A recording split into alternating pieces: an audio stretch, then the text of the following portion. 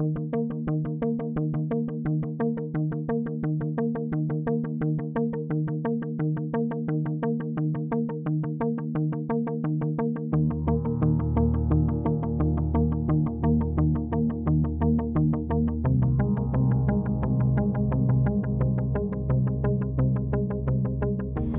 are on our way to Strathclyde Uni to see their launch event for their car for this year's competition. Okay, and what competition is that? That is the Formula Student, run by the IMECI annually, and it's the Silverstone event.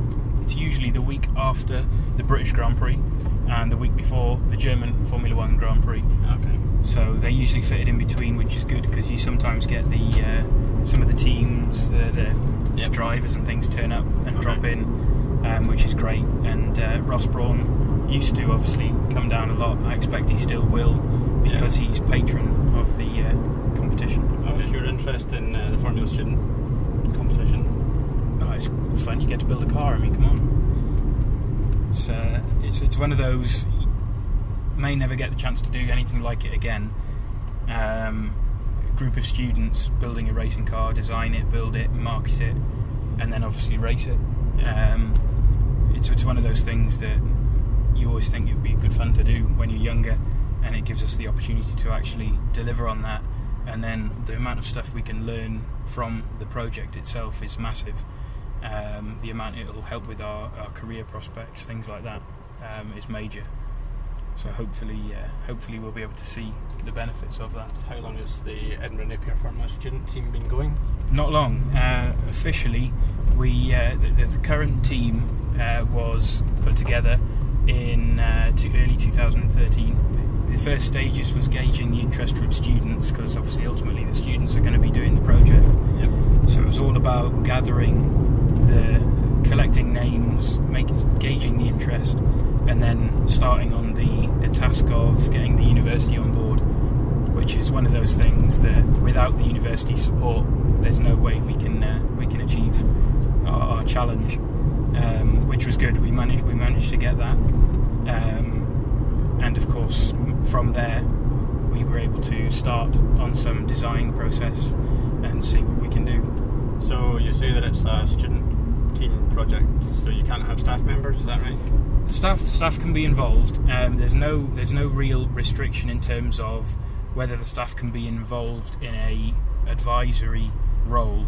They're not allowed to specifically design the car, and they're also not allowed to dictate anything apart from obviously the health and safety side of things, which is it's one of the key things for the rules. There's a set of rules obviously we've got to design a car to, and those rules and regulations are mainly there to act as for safety purposes. They're not there to restrict the design in any way. Like when you look at Formula 1 and you get all virtually the same cars, or when you go down the lower divisions you've got virtually the same cars on track. Whereas for ours there is a lot of scope for innovation, and that's what they're trying to inspire. So the actual rules document, although it is long, it is one of those, it's there to act as a safety barrier rather than a design barrier.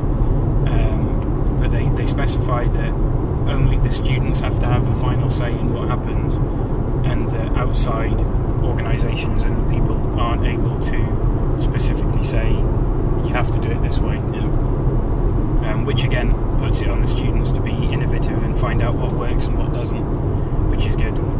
Presumably building a racing car is not a cheap thing to do. How would you go about funding such a project? Well, there's a lot of ways you can try and do it. I mean, the first one is you get the people involved to pay for it, but the restriction is that on the rules again, it specifies that students themselves are not allowed to put their own money into the car.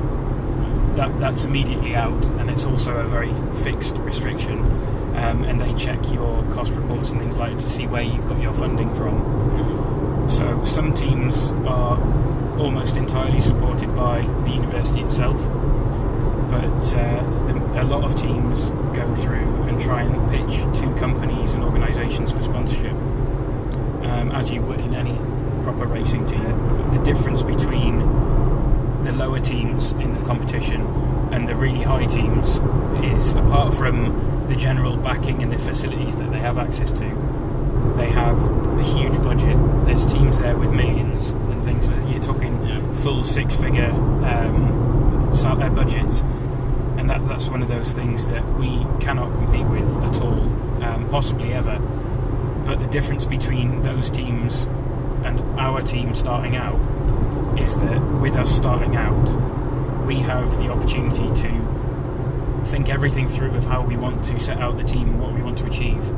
And one of those the key things that I'm trying to push when I'm going to pitch to companies is the sustainability of the project.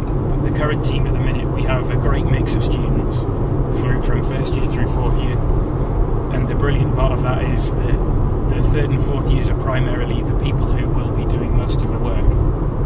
But when you come into the idea that we're actually going to be leaving, you have to work out who's going to take that place. And it's one of the things that we're getting the team leaders of each section to do at the minute is to try and identify people who can shadow them for this year and then take over, so it doesn't get to September and people are like, what's happening?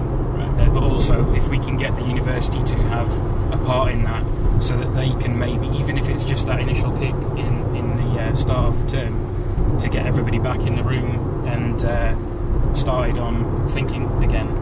And that's one of the critical things that we have to do. And again, if we can get that idea and show that we can actually do that to the potential sponsors, they're more inclined to invest. What students is it really aimed at? What kind of disciplines? Fundamentally, first and foremost, it's an engineering project. The whole thing of the design process is very much engineering based. The competition itself is organised by the IMechE, which, for those who don't know, is the Institute of Mechanical Engineers. So it primarily is an engineering task, but the actual competition, there's aspects of it that go far beyond engineering. There's a whole business side to the event where you have to act as it's sort of a role play type of thing. You have to design your business pitch in a Dragon's Den style environment to pitch your car as a sort of marketable, as a track day type car.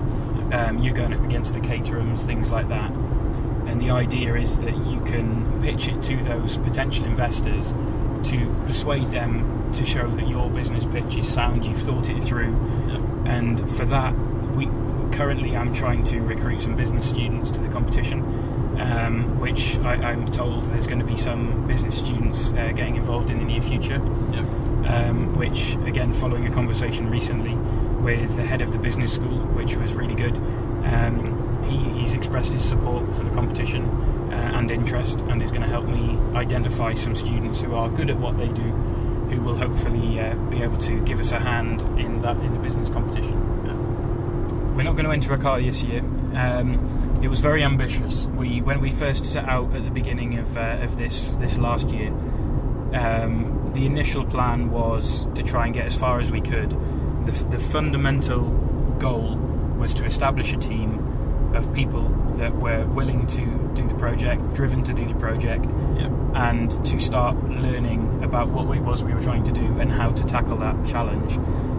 The ultimate goal was to end up with a car that we could take down to the competition this year. But as far as I'm aware, that's never been done in a year before, in terms of founded and then within a year of set up to actually get a car on track. And also, so we've decided to defer this year. So realistically, we are intending to enter the 2015 event, which I think is much more realistic, and I fully expect that we can be there on track in 2015.